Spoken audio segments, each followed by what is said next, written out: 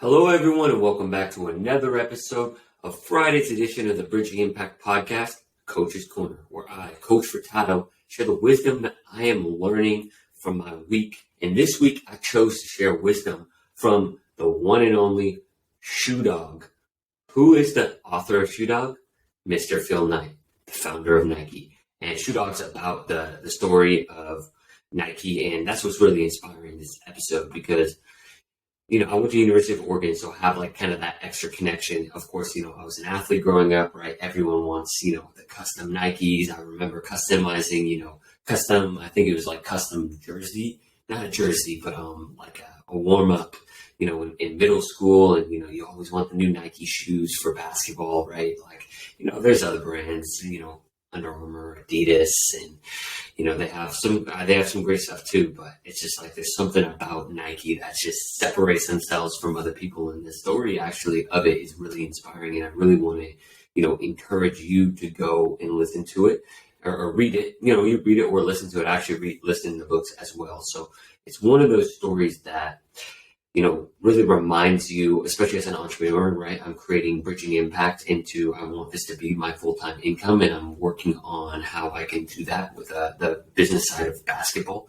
And it's really interesting because it starts and it goes by a year, and I'm not even done with the book. I think I'm like 200 out of like 350 pages in, so I'm a little over halfway.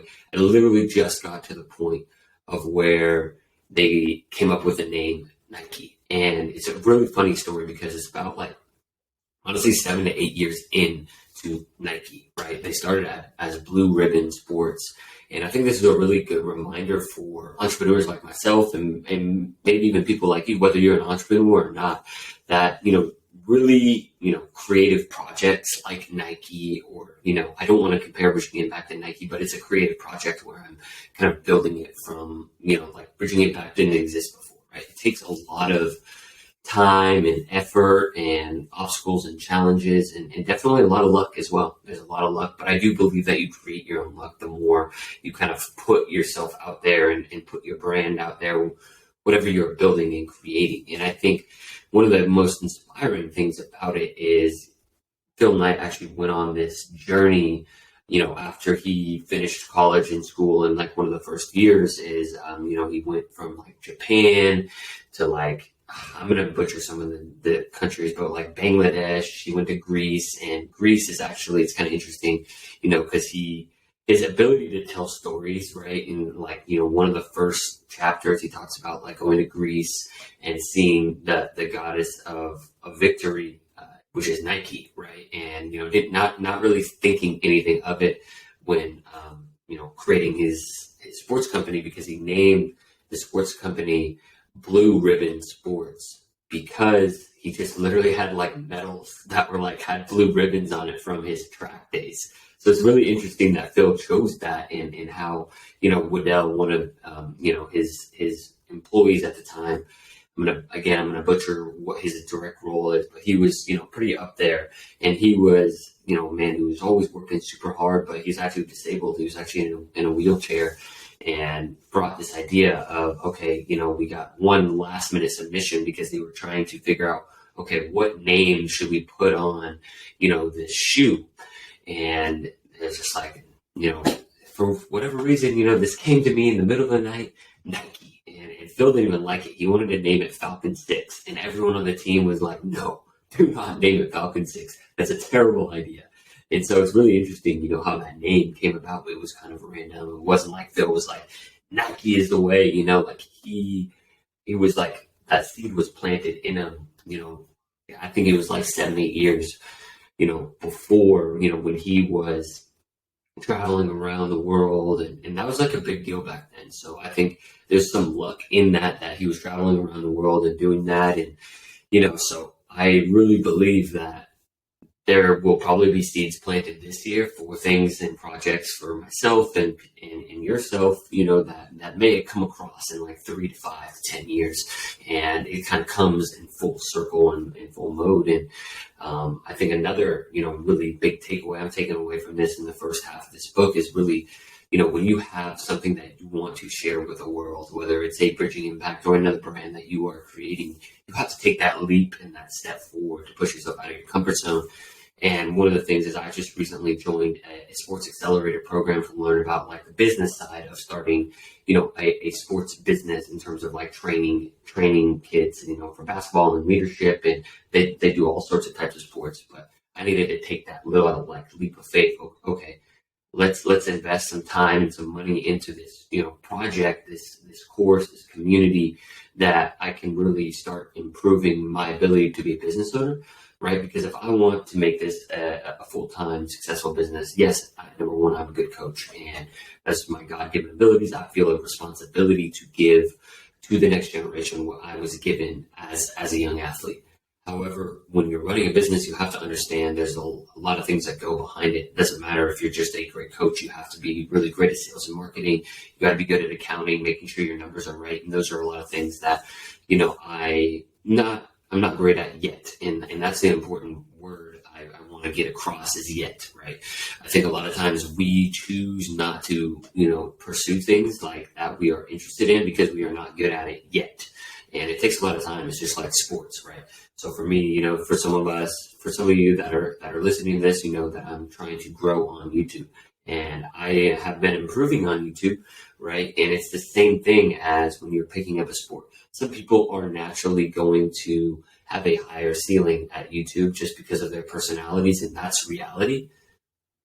But that doesn't mean that you can't continue to improve on and show your style. And, YouTube is, again, it's like basketball. You got to be in the weight room. Whether you're learning and watching other YouTube videos and learning how to do it, you have to understand how can I, be a better YouTuber, right? Be a better basketball player. And then, one of the best things that I talk about talking to young athletes is you have to, consistently play all the time. You have to consistently make sure that you are pushing yourself. And it's the same thing for YouTube. If you're doing the same thing all the time, then you're not going to, push yourself and grow at least not as much. And that's a big thing for athletics. And then obviously for Bridging Impact, right? If I'm doing the same thing all the time, and it's kind of interesting because you have to make choices about how you spend your time when you're kind of an entrepreneur. And, I got to figure out, like, I actually genuinely ask myself, I'm like, okay, with Coach's Corner, what exactly is the purpose of this, right? Not necessarily like it's purposeless, but like my time is so valuable. But I really come across that, like, I really enjoy sharing the wisdom, and it helps me. Not only does it help me like internalize and understand ideas better because I have to be able to succinctly, communicate that with them. It is helping me become a better communicator.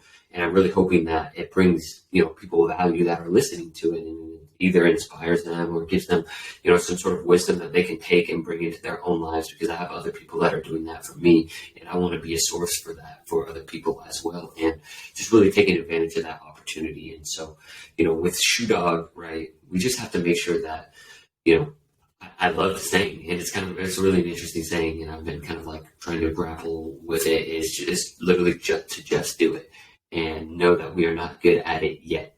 But if we keep taking, strides forward and really, trying to continue to do our best, that's all we can ask, right? Like, we only get, one life. It's cheesy, but like, do you want to, end up, when you're whatever age you are, and like look back and be like, hey, did I pursue what I, really what my heart was singing me, what I feel like the universe put me here for, or did I play it safe? And, it's a journey too, right? Like, for me, I know the full-time income isn't going to come in the next few months. It's going to be a couple year process, more than a couple year process. And I'm willing to do that. And I'm fortunate to be in a situation where I feel comfortable to do that. Not everyone can.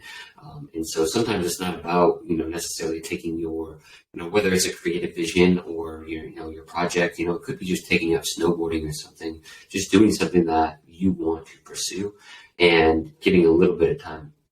So even if you did 15 minutes at a time, every single day, 15 minutes times, 365, I'm not going to be able to do that math off the top of my head, but that's how much time you would be putting in. And it grows over time, and you'll continue to take those steps forward. So just do it. that's my message to you for this week. I appreciate everyone for giving this episode a watch and a listen. If this resonated with you, please share it with a friend. That's how we grow. We want to make sure that you're leaving your impact on the court. That's our responsibility. That's the purpose of our podcast, the Coach's Corner and our interview podcast. We want you to leave every little bit of impact on the floor, on the world that you can. So make sure that you're sharing this with a friend. Comment, let me know what you are taking a leap of faith on and how you are just doing it this week. I will be in your eyes and ears next week. Coach Furtado out.